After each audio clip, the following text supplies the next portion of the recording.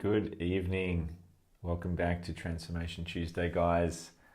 I'm back from Burning Man and I had an incredible 8 days in the middle of the desert in Nevada. And I've got some amazing stories and learnings to share with you around business, around life, around self-expression, around hacking reality, around getting the most out of life.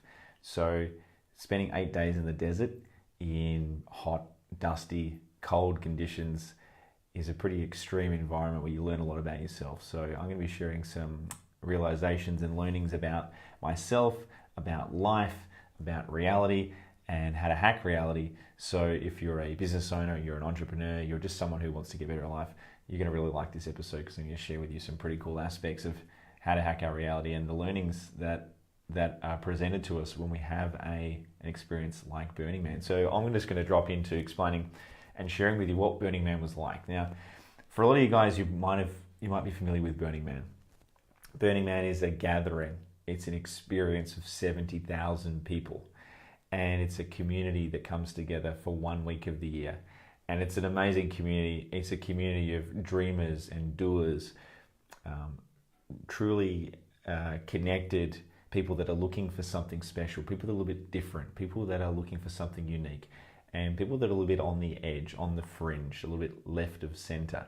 And Burning Man is a powerful community of people that are just coming together to celebrate life, to celebrate self-expression, to celebrate communal effort, to celebrate individuality. And it really is a melting pot of different elements of life. And when you spend 8 days in the desert, you really get to learn a lot about yourself and learn a lot about other people and just start to get to test and start to hack different parts of our reality. Hey Dora, good to see you here. How are you? And I'm talking about Burning Man, so you're going to love this. So you get to explore and you get to experiment and you get to be a different personality. I'll start to explore a little bit more about what I mean by that in terms of our identity. You dress up in crazy costumes. You could walk around naked if you want.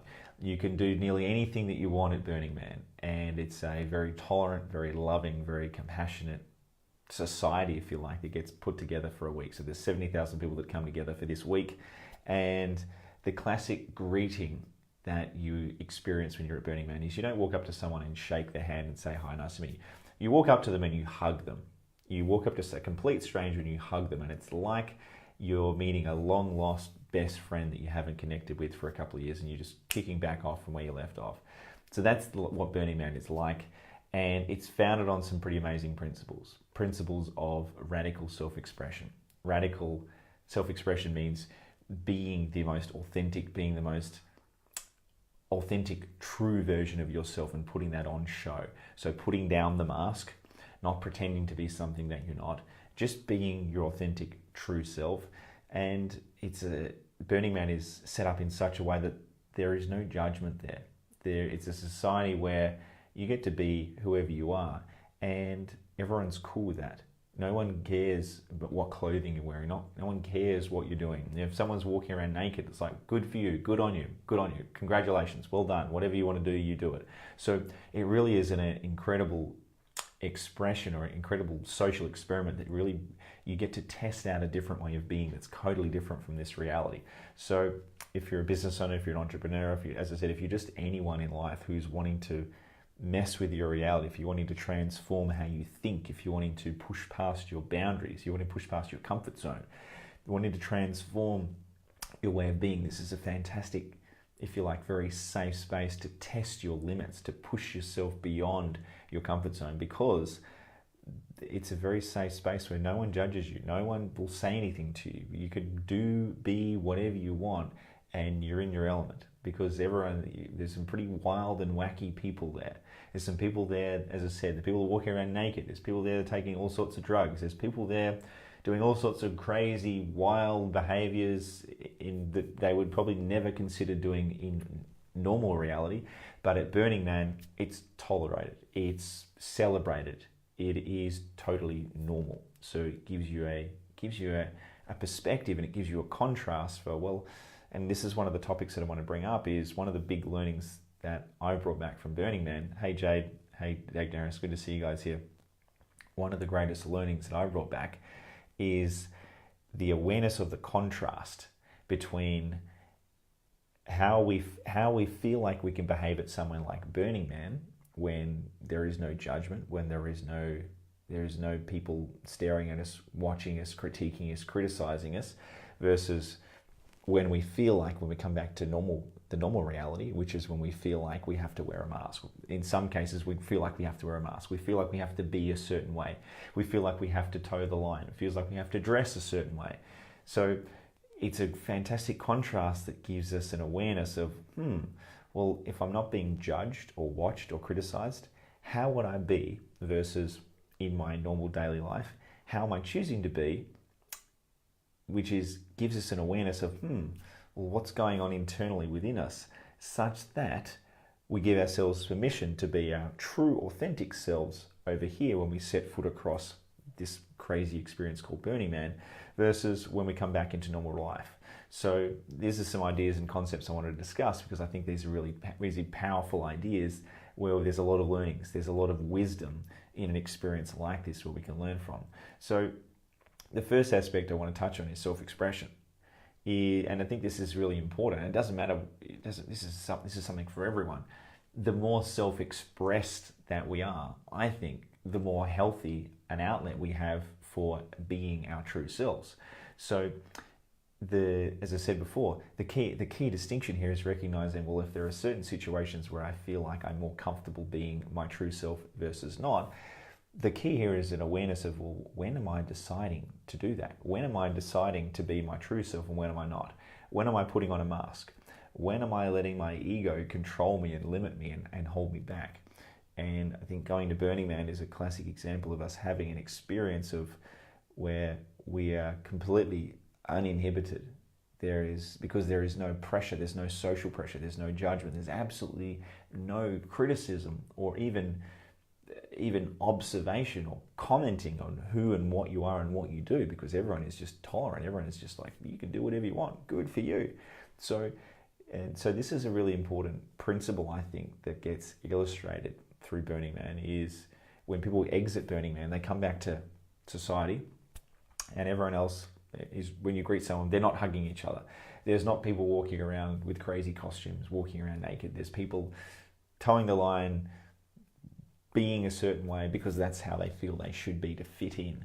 So again, it's a recognition of if there's any part of our life, if there's any part of ourselves that we're withholding, that we are not expressing, that we are not celebrating. If we're not celebrating that innate part of us, then we've got to check in and question, well, what's the reason why I'm not celebrating? What's the reason I'm not presenting that to the world?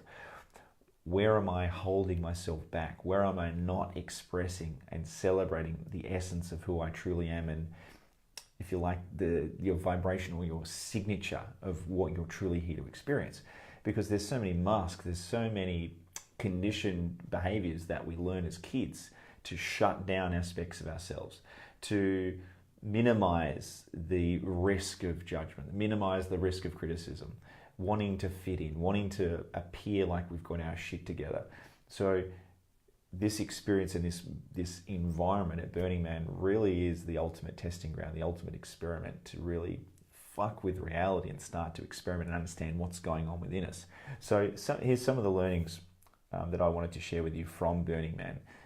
Before I give you the learnings, I just wanted to touch on just how wild and wacky Burning Man is, but also how amazing it is, because it really is a place where you can celebrate your individuality.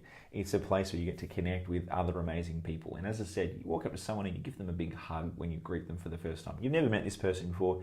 You walk up to them and you just hug them. And it's like you're reacquainting with a long-lost best friend. So this is the type of people that you meet at Burning Man. And this is the conditions that have been cultivated in this society. And it's very tolerant, very loving, very compassionate. And everyone loves everyone. Everyone gets along. There's no animosity. There's no trouble. There's no need for police. There's no need for law and order, because everyone there is just there to have a good time. So it's set up in such a way that it's this self-propelling, this beautiful self-organizing organism where everyone is there to give, everyone is there to contribute. And it really is founded on a principle of abundance. It's founded on this principle where everyone has more than enough for themselves, so they have so much that they can give to others. So it's a beautiful test run of a society where once everyone has what they need, everyone's overflowing, everyone's cup is overflowing to actually give more to others, which is another beautiful metaphor in life, is recognizing and asking ourselves the question of where in our life are we coming from a place of scarcity, whether it be giving away a smile, giving away eye contact, giving someone a compliment, saying hello to someone. So again, it's a recognition of, well, where are we on the spectrum of abundance versus scarcity? Are we going through life hoarding everything and just focusing on ourselves, or actually going into life giving and contributing and actually and where we're overflowing and actually generating and producing and contributing to other people? So again, there's so many lessons from this experience, and for those of you that have been contemplating going to Burning Man, I highly recommend it. This is my third experience, and it's so powerful. Every year I've learned so much more about myself, because it's the ultimate in pushing ourselves beyond the comfort zone and going through some incredibly harsh conditions. And I'll touch on this because there's so many lessons that apply to life that are cross-contextual. It's the key question here is, when you're in the desert at Burning Man, it gets really hot during the day, it gets really cold during the night, and there is some crazy wild winds.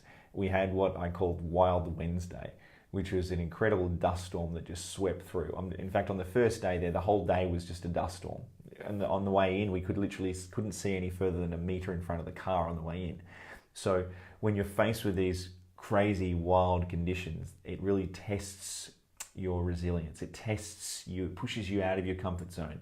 Wild winds, wild dust, heat, cold, extreme conditions. You've got to take all of your food and supplies in for 8 days. You can't buy anything here. There's no currency.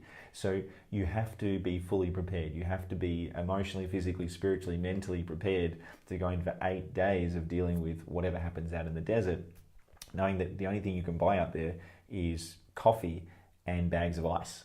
So this really is a test of the human spirit, test of everything about yourself. And I'll give you some examples. So for example, there was one evening on Wild Wednesday, and this massive dust storm just swept through it, literally just blew camps away. And there's just dust everywhere, and it's just absolute carnage, right? There's lots of bikes and people running everywhere, and there's this huge explosive dust storm, almost like a hurricane that just hits the whole city. And this was a moment where I had a moment of reflection, which is, how am I going to respond to this? Do I batten down the hatches, and do I kind of just, try and hide for cover and just try and survive? Or do I run out in this dust storm and just smile and dance in it and embrace it and celebrate it? So that in itself is these little micro moments of challenge.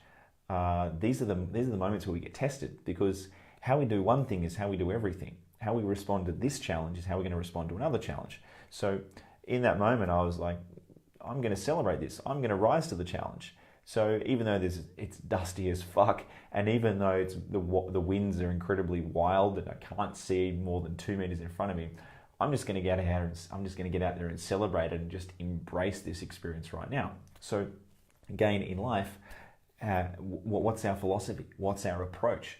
When things get wild, when Wild Wednesday hits and there's a massive dust storm, do we duck for cover, or do we actually embrace it and we stand strong and say, bring it on, I can handle this, is this all you've got? And handle it with a smile and sort of wink at it and have a laugh. So this is, I guess this is an ideology that I'm talking about in terms of life. When challenge strikes, when it's windy, when it's hot, when it's cold, when you're dehydrated, when you're out, riding around in Burning Man, the place is huge. You can go out riding and it can be an hour away from getting back to your camp. So, there's so many little challenges and micro moments of where you get tested to your limit, and things go wrong. Nothing ever goes to plan, and you've just got to deal with life. And this is a beautiful, perfect, exciting experiment where you get to test and you get to feel into how do you handle different situations. And lots of crazy situations.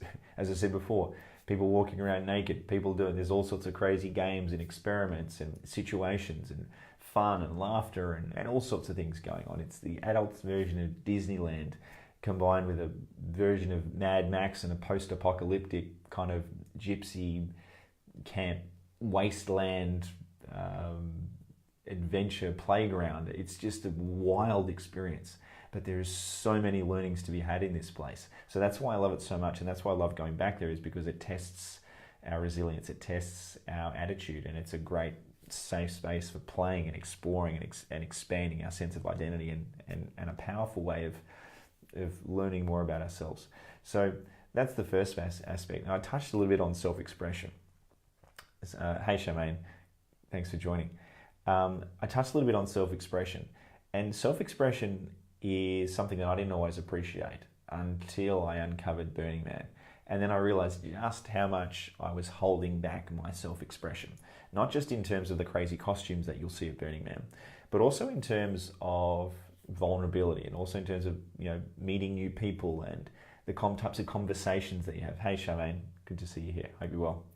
And so self-expression is something that's incredibly a very powerful outlet to know if we are being our true self. Because when we are truly self-expressed, not in an egotistical way, I'm talking about expressing our spirit, who we truly are at our core from a loving point of view, when we're truly self-expressed and celebrating our uniqueness, I think that's a very healthy, very powerful way of owning our energy and standing in our authority, not just as a business owner, and an entrepreneur, but also just as a human being. Whether you, and even in the context of a relationship, is learning to assert yourself, learning to express and stand in your power, whether it be masculine or feminine energy, and just be more of yourself. So I think self-expression is a true power, that when we activate that self-expression, what comes with that is true self-esteem. It's a sense of worthiness, it's a sense of self-love, and it's a sense of acknowledging and celebrating who we truly are at our core. And again, we get snippets of where we may be more self-expressed than others when we go to something like Burning Man. Hey Bella, good to see you here. So yeah, going to Burning Man is a great contrast to recognize, well, where am I not expressing myself as much as I could? When I go back to my reality, what am I hiding behind? Why am I suppressing myself? Who am I looking to impress? Why am I not being my true self right now? And I think a lot of you guys that are watching, tell me if this resonates with you, but sometimes in life we feel like we need to wear a mask. And tell me if you agree. Sometimes we feel like we need to toe the line. Sometimes we feel like, oh, I need to say this or be this certain way in order to get approval from others, or to get validation from others, or to fit in, or to be perceived a certain way, or I hope I'm good enough. I need to. So all these things, all these aspects that I'm describing, they're just patterns. They're patterns that we picked up from when we were born. And unless we offload these patterns through conditioning ourselves by taking new action and taking new behaviors that honor our true authenticity, those patterns will stay with us and they'll continue to play out. So we need to become aware of the pattern that's unfolding, recognizing if it's serving us or not. Is it authentic to our spirit? Is it who we truly are at our core? Or is it some sort of pattern that we've picked up that our ego is playing out, and we're now living behind a mask, and we don't feel like we can actually express ourselves or be the person that we know we truly are at our core? And I think another key distinction here is recognizing who would we be if no one's watching, right? So if you're alone in a room, and you know your favorite song comes on and you might be dancing around, like I do that all the time. I put on a song and I just like dance around the room, and I just like, no one's watching. So when you're alone, when no one's watching you, and you feel like you have permission to do whatever you want, again, that's another contrasting experience of recognizing, well, why right now do I feel like I can do whatever I want? But then as soon as someone's watching me, it's a different set of rules that apply. Maybe I feel like I need to adjust or adapt my behavior. Now that gap between how we naturally are when no one's watching, or at Burning Man, and how we are behaving and how we are being when we come back into reality when someone's watching us, that gap there, that's the work that needs to be done. That's the gap in terms of what we're missing, in terms of accessing and being comfortable with being our true selves. Hey Charmaine, wearing a mask and playing our roles. Yeah. So the roles that we play, the identity that we feel like we need to live into, the identity that we feel like we need to play out, that's all been conditioned. That's all been playing out all the way from the moment we were born up until now, because we weren't born with a role.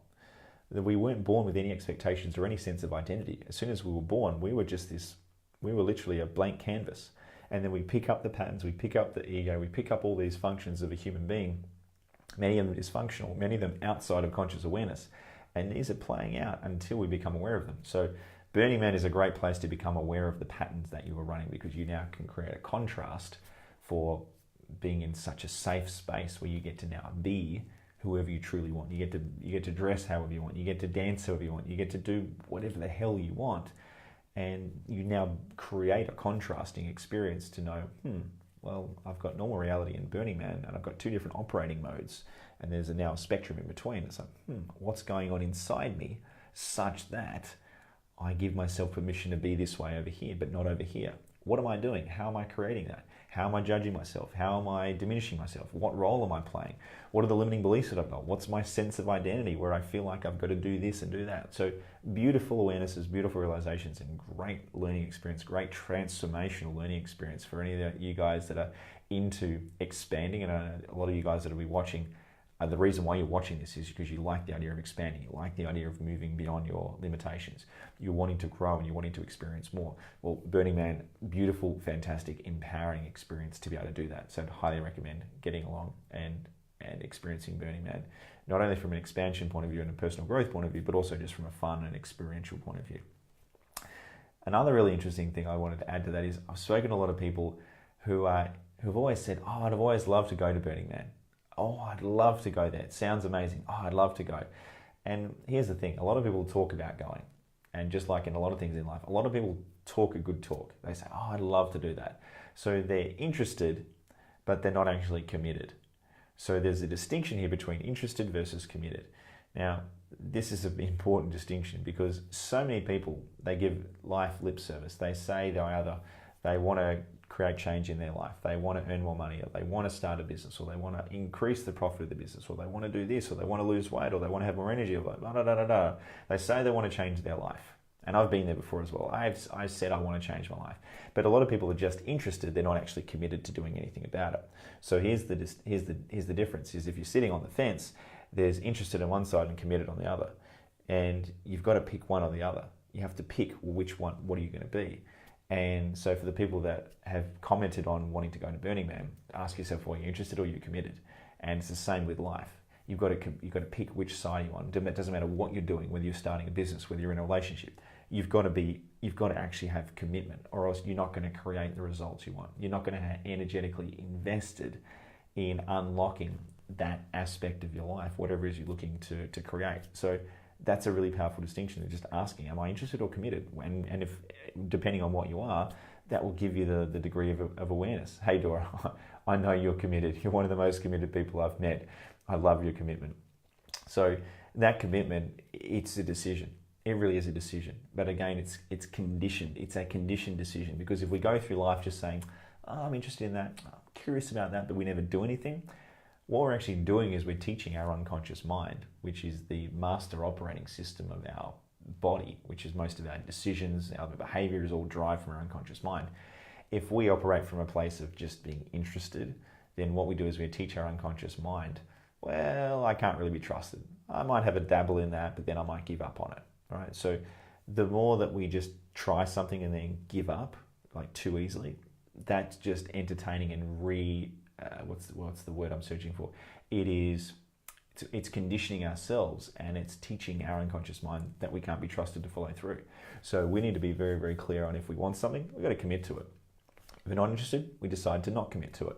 We don't just sort of dabble and sort of be curious and just sort of interested and then sort of tiptoe in and then tiptoe back out. We've got to decide and commit. And when we have that resilience and that resolve and that determination of saying, yeah, I want this and I'm going to go for it, I'm going to get it. And even if we fail, at least just having that commitment to go for it and knowing, well, look, I was committed and I would have followed through. Had I have succeeded, then I would have gone for it. So there's so many lessons here. I'm just going to touch on a couple of other really important ones. When I was at Burning Man, I had the pleasure of sitting in on a relationship workshop with a guy called Eben Pagan. And I forget his name of his wife, but they both presented an amazing workshop on relationship and intimacy. And it was just amazing to see Eben get up there and just present. And this guy's, Eben, I've been a fan of Eben for a while, and he's a fantastically intelligent, inspiring guy who's quite successful in the space of business. And he was just sitting up there in front of us, just literally just sharing his amazing knowledge and wisdom around relationship and life. And it was just phenomenal just to recognize that at a place like Burning Man, you can stumble across nearly anything. You can discover the most amazing things that are just so understated, and they're not even announced. There's not even a sign up. There's nothing even announcing it. And then you stumble into this place and it's like, wow, this was incredible. This was one of the most amazing things I could ever have seen. And I didn't even know I was going to go there. So again, the lesson here is that, sometimes in life, random things happen and you've got to go with the flow sometimes. And sometimes when you least expect it, a surprise will happen and you'll discover something when you least expected it. So I think this is a beautiful philosophy for living, is to recognize that sometimes, serendipitously, accidentally, whether you call it accidentally or luckily, things will happen and things will prop up around us, and we need to be prepared. We need to take the opportunity when it arises to embrace that experience and just to run with it and just go, yeah, awesome. So when I saw that workshop, it was literally probably seemed like a 2-hour workshop. I just managed to stumble across it. I was like, okay, great. I'm going to change all my plans for my day and I'm going to sit on this workshop because there's one of the world's best thought leaders in business and life that's now doing a presentation. I'm in. So that was pretty powerful. And to add to that as well is a lot of the comments and the questions I get from clients is in and around the concept of FOMO, which is fear of missing out. And fear of missing out is it can be quite toxic when people are afraid to do anything. People they get stifled, they get restrained, they get hung up and they get stuck because they don't want to miss out on it, or they don't want to make the wrong decision. So as a consequence, they make no decision. So the key here is recognizing, well, am I afraid of making the wrong decision, and as a result I'm actually sabotaging my life? Or I'm actually genuinely waiting to get clarity and actually waiting to make the right decision. So this is a key concept. A lot of people, they get stuck and they fall victim to the pattern of FOMO, fear of missing out. And as a result, they make no decision. They just get stuck waiting, wishing and hoping and repeating the same pattern over and over and over again. And they justify it by saying, oh, I don't want to miss out, right? Which is another version of perfectionism. Perfectionists, they say, oh, well, I want to do it right. I want to get it right. I want to do it properly. So because they want to get it perfect, because they want to get it right, they do nothing, right? Because perfectionism is actually having no standards. Perfectionism is the lowest standard because perfectionists are too scared to actually get in the game, to actually jump in the pool and figure it out, because they would rather not make a mistake. Hey, Grant, good to see you there, mate. And so perfectionism is the lowest standard. There's a lot of people that want to get into business and say, oh, the time's not right. There's a lot of people that want to be in a relationship, right? There's a lot of people that want to go for that next thing, but they're like, it's not quite right. I haven't quite perfected it yet. So they're still wargaming it. They're still planning it. They're still getting stuck into it, right? And then 5 years later, 10 years later, you have the conversation. They're still having the same conversation in their mind. Nothing's changed. So this is the key distinction, is recognizing, where is FOMO? Where is fear of missing out playing out? Where is perfectionism playing out? Where are we afraid to get stuck into the game of life? Yeah, Berto, that's it. Just get in and give it a crack. So, and I was listening to a quote the other day by Brian Tracy, and he was speaking with a gentleman, and his advice was, if you wanted to double the rate of success in your life, i.e. if you wanted to double the speed at which you're growing your business, if you want to double the speed of you learning something, the way to do that is to double the rate of... My alarm just went off. We've got to double the rate of failure so that you can learn twice as quickly. So the key to success in life is actually failing as quickly as you possibly can, getting up, learning. What are the learnings? What are the lessons? How do I implement? How do I update? How do I change tack? How do I take this and move forward? So having an attitude of being willing to have a crack, willing to fail, willing to fall over, willing to get it wrong, willing to just learn, willing to experiment, that's the ultimate in being successful. So wanting to look good, wanting to appear like we've got our shit together, wanting to look good isn't going to create the success that you want. Looking good is basically just feeding our ego, and it's just creating a false sense, propping up our self-worth using an unsustainable, really fickle way of doing that. So that is a key concept. And then to relate that back to Burning Man, there's a lot of people there that when they look at everything in Burning Man, because there's such a huge experience, there's like 70,000 people, there's so many different art cars and theme camps, and there's so much art on the property, you physically can't actually, there physically is not enough time to actually go around and view it all. So if you're expecting to be able to see everything at Burning Man, you physically won't be able to see it because there's not enough time. And this is analogous with life. This is the same as life. If you're expecting to be able to do everything, if you're expecting to travel to every country, to learn every language, to experiment with, test every idea that you've got, you're never going to get in the game. You're never going to be able to experience and dive deep into life. So just like there's so much art and there's so many experiences in Burning Man, you physically can't see it all in the 8 days that you're there. The same goes for life. Life has just so much, there's an abundance of opportunities. You just physically can't entertain the idea of doing everything. So you have to surrender. You have to surrender to recognizing, well, look, I physically can't do all of it. In fact, let's completely abandon the idea of striving to do all of it. And let's just embrace doing what I love, doing what I resonate with, doing what I'm aligned with. So this is the same with relationships. This is the same with health. This is the same with career and business. It's recognizing that life is short. Let's focus on what's important. Let's focus on the most important, the thing that aligns, the thing that lights us up, the thing that we feel most connected to. Let's focus on that. Let's do that. And all the other stuff, look, maybe we'll get to it, maybe we won't. And it's a non-attachment to if I get to that, if I do that. Non-attachment to it. Focus on what we're aligned to, what are we connected to, embrace that, and just let go of any attachment to needing to tick off all the boxes or to do stuff for feeling like we need to have done it, and just connect to what's important. So that's my lesson. That's my learning from Burning Man, particularly for anyone in their first year who's going to go to Burning Man. Definitely let go of any attachment to needing to see it all or do it all in a particular way. Your plans are going to get thrown out. Just like in life, plans get thrown out. The way that you thought your life was going to go, it's not going to go that way. So let go of any attachment to that. Let go of any need for your life to go a particular way. Connect to your true, authentic self. Have compassion for self. Have a degree of flexibility. Embrace the chaos of life. Life isn't going to go to plan, right? But I think it's a convenient assumption, a very, very resourceful belief to have, which is life is conspiring in our favor. Life is giving us the ultimate experience the best experience that we could ever have wanted. And it's teaching us and it's giving us all the lessons, and it's there, and it will provide us whatever we want whenever we're actually willing to connect to what's truly important and actually connect to our true self and be the expression of our spirit, be our true self. And I think when we turn up as the greatest, most purest, most truest version of us, that's when life gives us back so much. And that's when life is more effortless. That's when life is even more vibrant and more exciting. Thanks, Charmaine. I appreciate it.